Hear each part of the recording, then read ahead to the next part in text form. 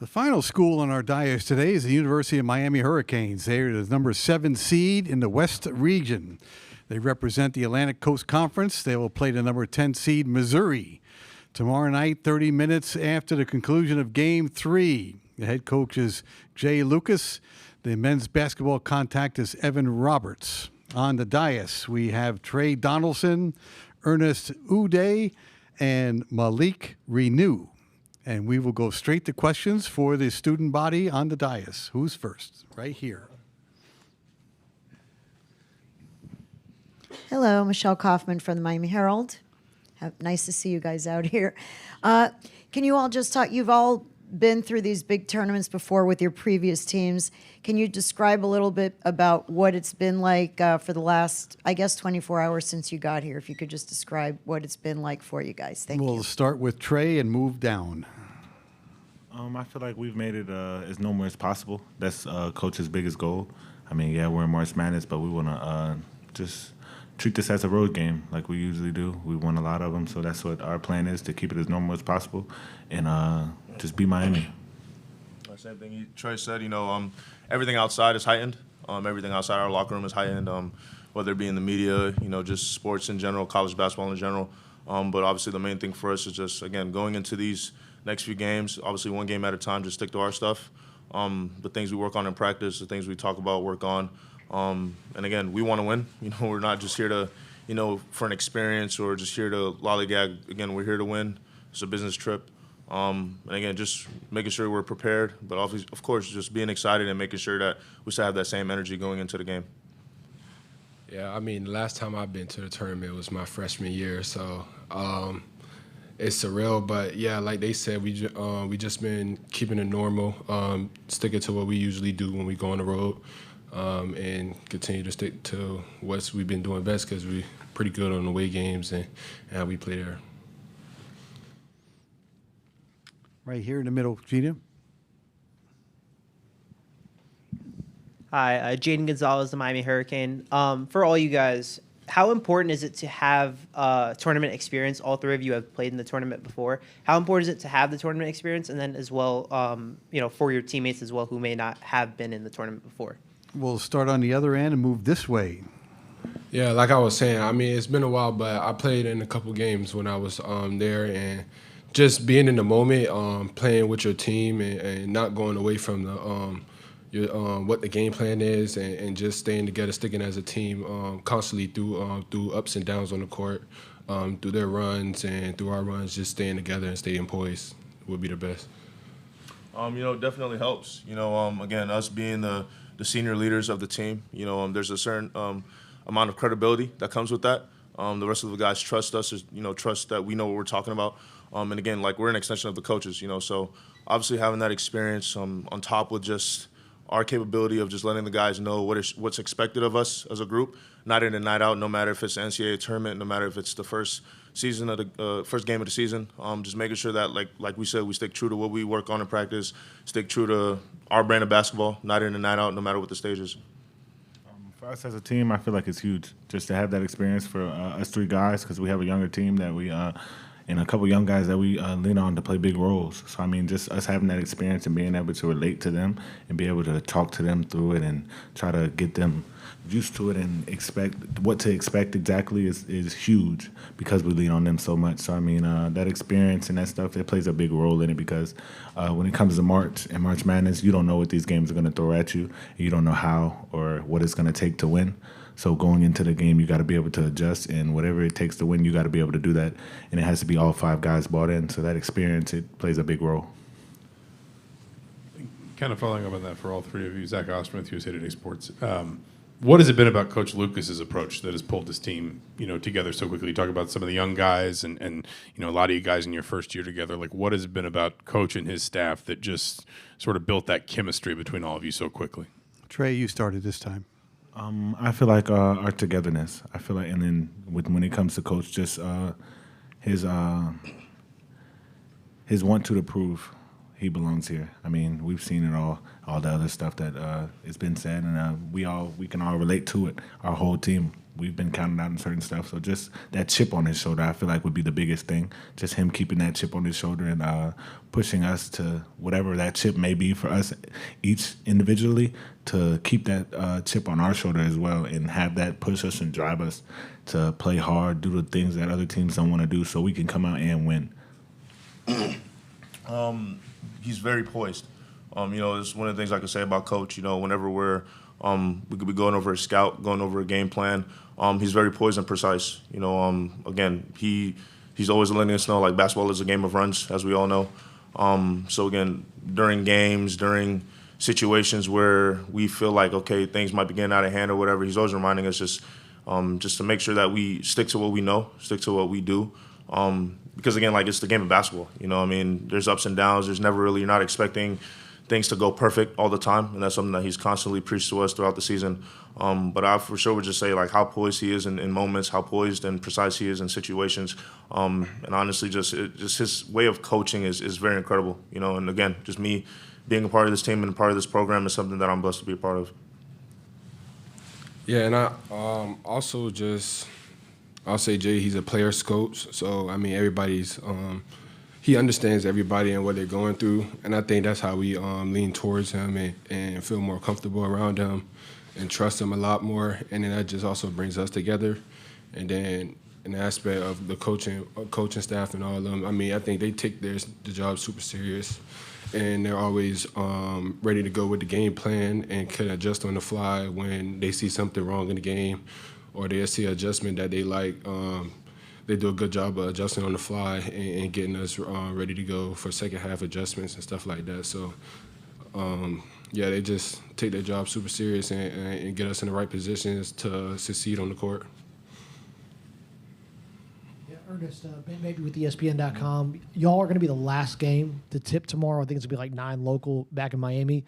What's the prep going to be like, knowing you're going to have to wait all day to play, and kind of how have y'all prepared for the logistics of playing that late in the day? Trey? Ernest. Oh, I'm sorry. Go There you ahead. go.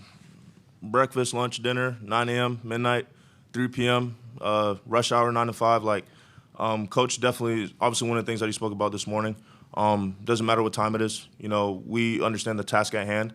The timing, location, situation is really the last thing that we're going to look at and kind of think is a determining factor on our success and how well we do. Again, like I said, no matter the environment of what we're playing in, we understand why we're here. We understand what we're here to do.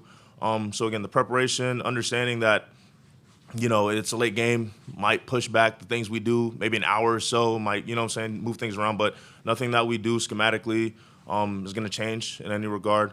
And again, above all else, just stick to what we know, stick to our principles that we work on in practice, that we've talked about throughout the entire season that's got us to this point, and we'll be okay. Right here in front.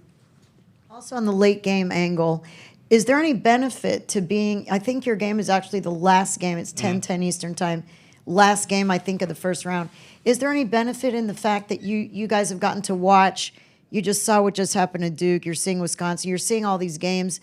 By the time you guys play, do you feel that there's a benefit in having sort of settled into March Madness, watching all the games and not being one of the first games? Is it good to be one of the last games, you think, for any of you?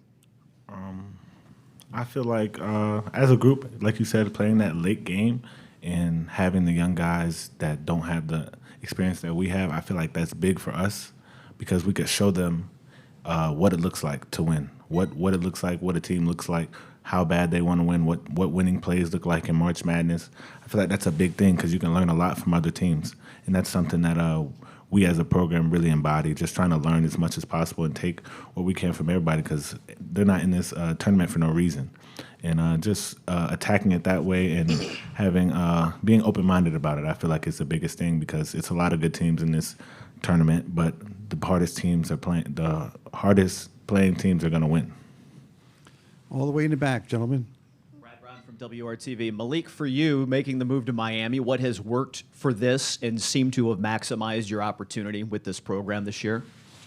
Yeah, I mean, Coach put me in a lot of positions to succeed, whether it's been in the pocket, posting up, isolation. So just being able to be versatile for him and be a facilitator on the team whether it's getting to the rim myself or kick out threes to teammates, just being able to be that guy that he goes to, other than Tre as a facilitator on the team, as you say, and help the team out that way. So I think coaches put me in, excellent positions to put me in the best possible spots on the court to get myself going throughout the game. We're under 3 minutes to go. Question right here in front. Do you guys have any, like the Queens College team, they have this dog that goes around with them that they take around like a good luck charm kind of thing. Do you guys have anything that you've brought to the tournament or any kind of trinket, shirt, anything that you guys have as a group for this? I know you have the mask thing. Is there anything specific for the tournament that you've done different? No, I mean, pack the same stuff. We got Jay Lucas. Yeah, we didn't switch nothing up. I mean, we brought the mask, but that's probably the only thing we brought. Everything else been the same. Oh. Oh yeah. You got wristbands? Dang, I never mind. I forgot about these, but yeah, we got some. No way, both y'all got. Oh my God. We got these little bracelets We got Grace. before we get. My fault, Grace. Mine says Kermit She is made us green. these, Dang. and they all have our nicknames on them. Yeah. They're like leaks. Grace did. I was thinking about hooping, so I wasn't going to mess it up and Right. My fault. Right. My bad. Yeah. Other than that, I think That's pretty everything's much been the it. same. Y'all both got. Anything else for the student athletes of Miami? All right, gentlemen. Thank you very much. Thank you. Good luck tomorrow. Coach Lucas up at 3:50.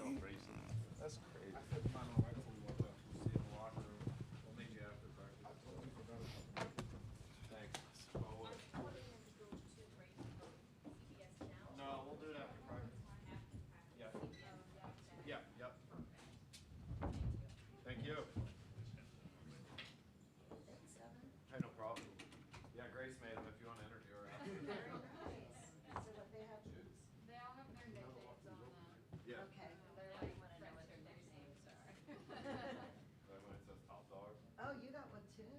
Top dog. Very nice. Are they elastic or you had to know everyone's wrist size? They're elastic. Okay, yeah. It took me like 3 days. Very nice. Jay got one too. Okay. Yeah, What's his name? What is his name? I didn't post it, but it says joke on it.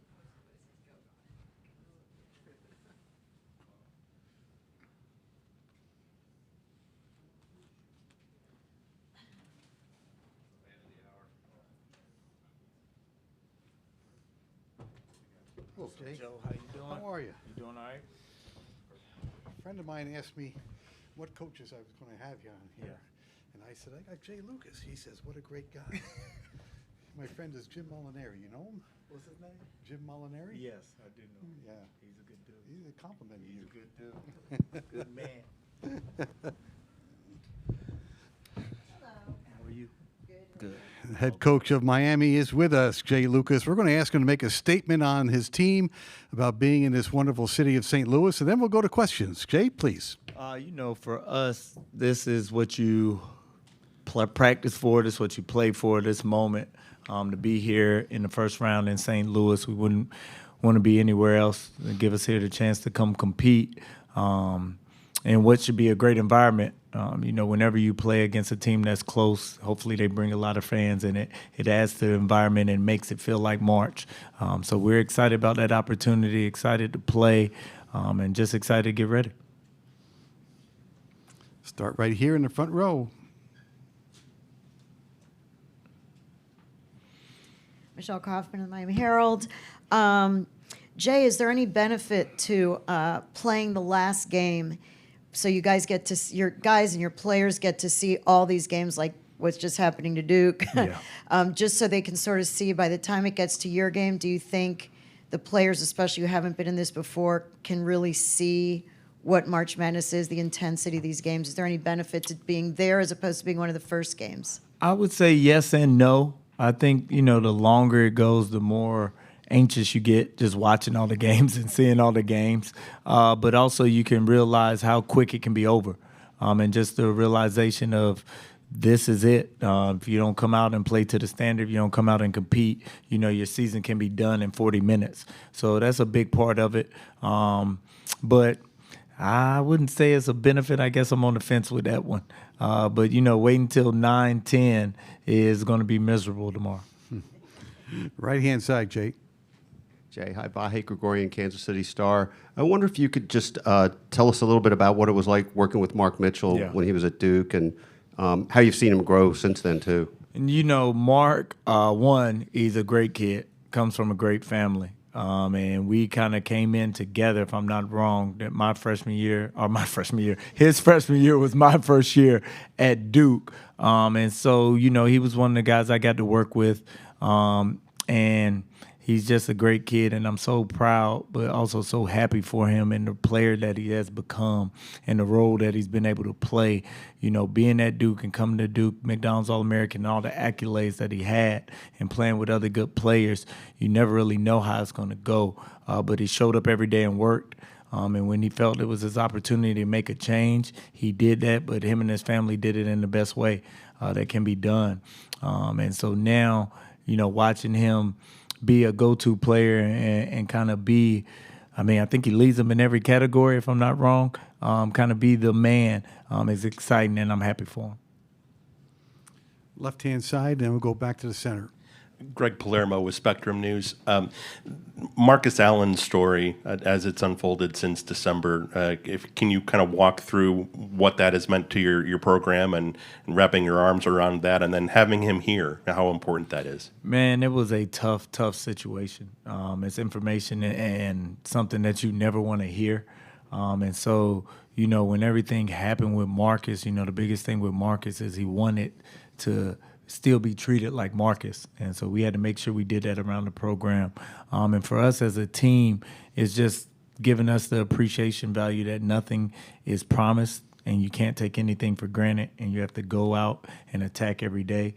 And whenever Marcus is around, even before he was diagnosed with cancer, he was kind of the heartbeat of the team. He's the guy you always hear and the guy everybody kind of gravitated towards. And so it's the same thing when he's around, and him being on this trip with us and being able to be back and forth in between treatments and practicing. He was did some scout for us yesterday. He was Mark Mitchell. So just having them around keeps the guys and keeps the perspective in the program in the right place.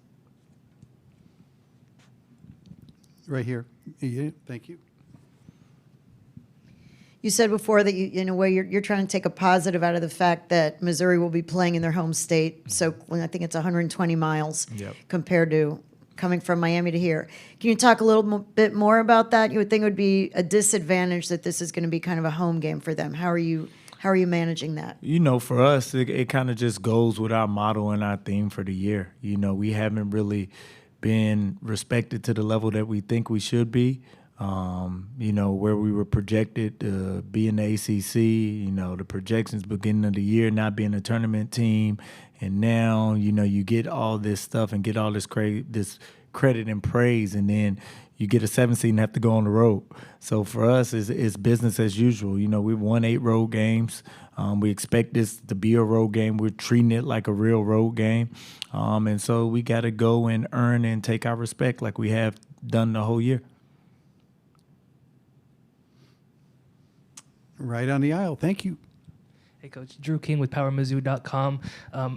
Obviously, both teams kind of have superstar forwards going into this one with Mark Mitchell, Malik Reneau. I'm curious what your thoughts are on that matchup and kind of what are the differences between those two players? It's not, to be honest with you, it's not a lot of differences. The way they kind of use Mark is very similar to how we use Malik, and kind of like you were saying, they're both the kind of primary person on each team.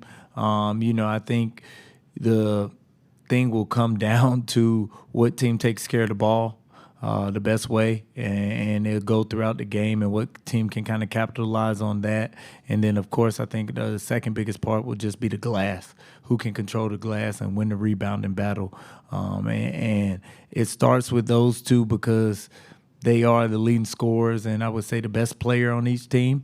But also it's going to really come down to kind of I don't want to call them complimentary, but everybody else around them and how their impact on the game is one. Right in front. Jay, I'm wondering, you've been in the tournament before with Duke, and now you're here as a head coach. How is the experience different coming in as like a Duke assistant coach or an assistant coach for another program and coming in as a head coach? How's the March Madness experience different for you? Well, for me, it's just making sure you're setting the right tone and the right temperature for what it should be. A lot of times, and even at Duke, Kentucky, or Texas when we were here, you can kind of just be satisfied with getting here.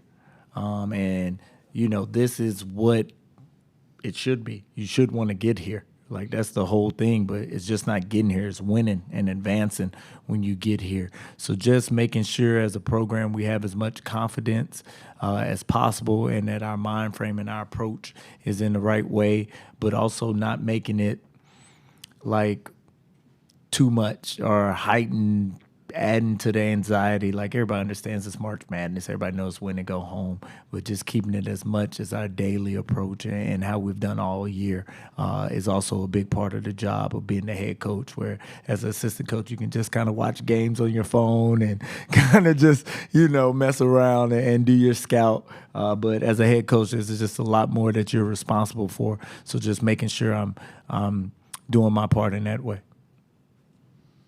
Back here to the left. Just to fill in one more detail on Marcus Allen, has he been constantly a practice presence? Is this new, recent? Kind of fill us in there. I would say within the last month, he has been. His treatments have kind of been once every 6 weeks. So, after the treatments is when he kind of feels his worst. So now that he's almost a week from his last one, he was able to kind of come and do that. So I would say it's been pretty consistent about those 2 weeks in between the treatments where he comes and practices and participates in practice, whether it's not scout team. He's not out there full blast. He'll get a few reps and then rest and kind of do that. But it's a big part of his treatment is just making sure we keep it as normal as possible for him, because part of this battle of not only the chemo is the mental part. And so making sure that he is still feeling like Marcus. I had the unfortunate circumstance of dealing with this with Andrew Jones when he was at Texas, when he was there, when he had leukemia. So I've kind of been through it and seen it and understand kind of what it is. So, being able to help Marcus through that, also I kind of knew some of the little things that could help him. Straight back. We got less than 5 minutes to go. Go. ThomasDunnBracketeer.org. Jay, the margins are so tight in this game. I kind of think back to your guys' game against Cal earlier this season. How did that ultimately kind of tighten the screws for your team and eventually the platform it gave you guys to execute down the stretch of the season and now into this part of your postseason? Yeah, that game, our team was kind of changing. I believe that was the first game without Drew. When he had stepped away for a little bit, and we missed every layup down the stretch. You give me PTSD right now. But, we've been in so many tight games. We've been in so many close games. I think it's like 8 or 10 or something have been 10 or less. And then all our losses, a lot of them have been one possession. You think about Louisville, you think about Cal, you think about Florida State, at Virginia.